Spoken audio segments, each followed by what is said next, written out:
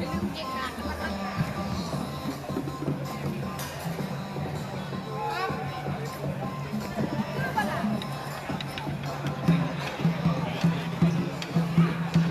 องว่าซอด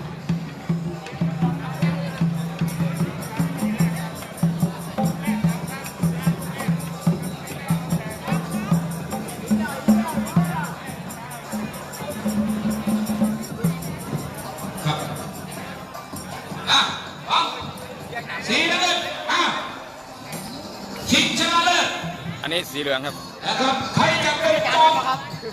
เขาเรียกว่าจอมเด้าวะสีไหนจะเด้าเก่งวะเฮ้ยสู้ไม่สู้โอ้ยตีหัวกู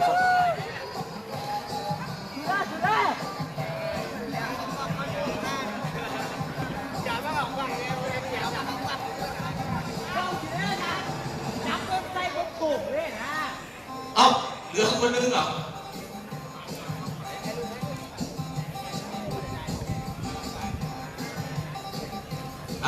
เราจะวัชรพลครับเช็คความพร้อมนะครับนี่ทางบุญฉลองครับนี่บุญฉลองมาไหมครับเนี่ยบุญฉลอง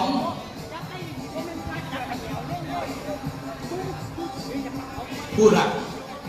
บังโคนรถมึงก็มาแข่งกันเขาใส่เมื่ออาจารย์เอารถโอ้ยขดไงเอาครับนักกีฬา2 ทีมพร้อมแล้วครับจันทร์ครับพร้อมครับพร้อมเดี๋ยวแข่งหน้าคู่พร้อม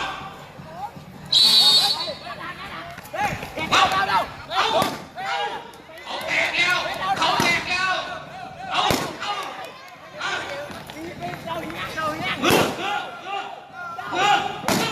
เรียบร้อยไหมนึงเรียบไอ้มือระวังมือระวังมือระวังมือ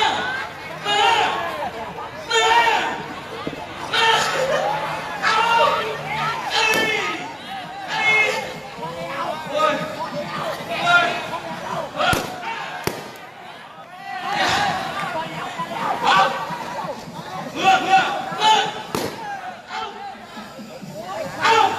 เอาสีเอาเหลือ2 คนแล้วสีกันเอาให้มันแตกระวังมือการเข้าวัดมืออยู่ไหนแล้วมืออยู่ไหนมือเอาทีละเบิ้งกับสุรทัศน์แข่งหลังเอาไปดิเอา